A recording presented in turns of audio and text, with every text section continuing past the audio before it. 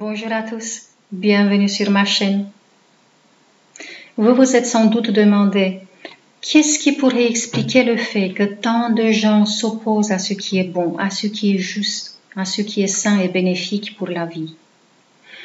En ce qui me concerne, toutes ces personnes qui adoptent facilement les idées des autres, qui vivent sans se poser des questions, sans prendre des décisions par elles-mêmes, toutes ces personnes qui manquent d'empathie, je les sens effectivement éloignées de leur source.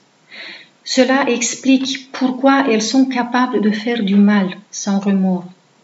Cela explique aussi pourquoi elles n'ont pas de respect, non seulement pour les autres êtres humains, mais pour les animaux, pour la nature non plus. D'ailleurs, elles ne sont pas conscientes du mal qu'elles se font à elles-mêmes. C'est un peu comme si leur âme était enfermée, qu'elle ne la laissait pas se manifester. C'est ce qu'on appelle être déconnecté de la source. Mais il y a une autre théorie. Peut-être certains d'entre vous la connaissent déjà et c'est un peu plus radical. C'est celle de Dolores Cannon, réputée hypnothérapeute américaine qui a été spécialisée dans la thérapie de régression en hypnose. Eh bien, elle parle des êtres sans âme.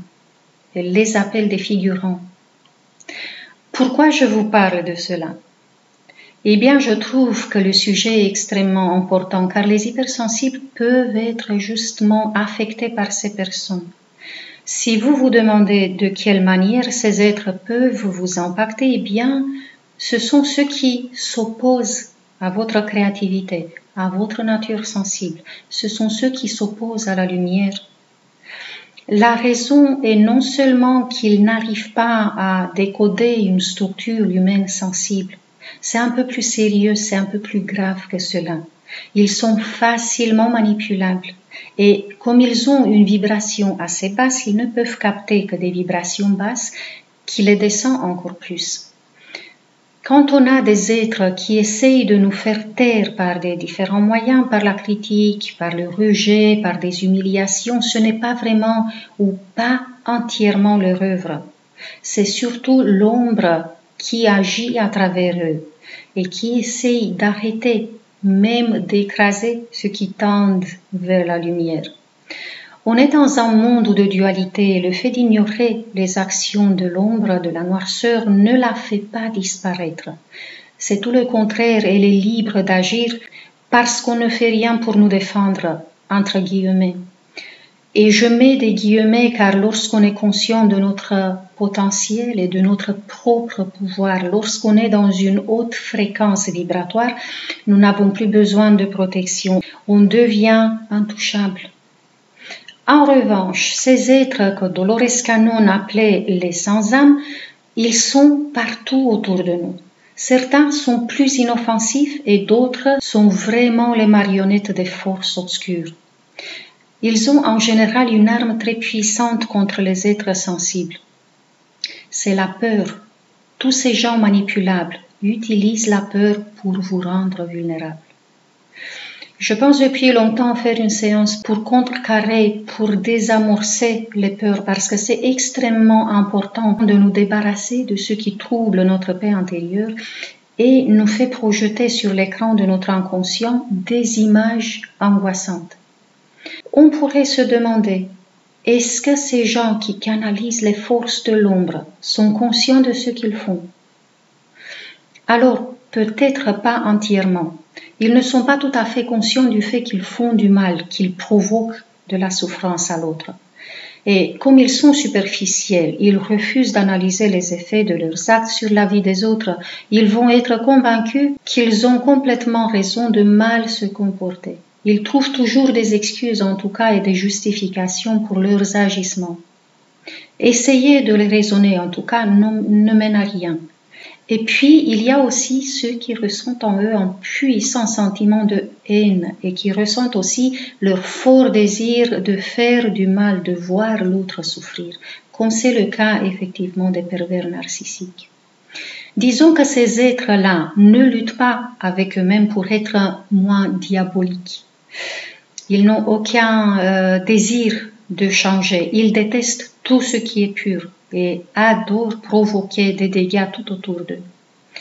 Leur monde intérieur résonne parfaitement avec l'énergie de l'ombre qui les influence.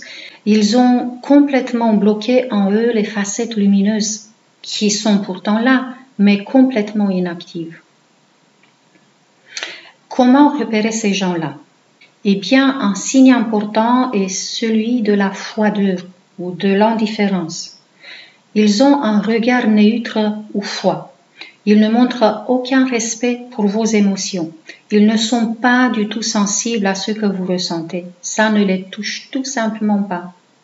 Si vous voyez une personne impassible face à votre douleur morale ou physique, eh bien, c'est parce qu'elle manque tout simplement d'empathie.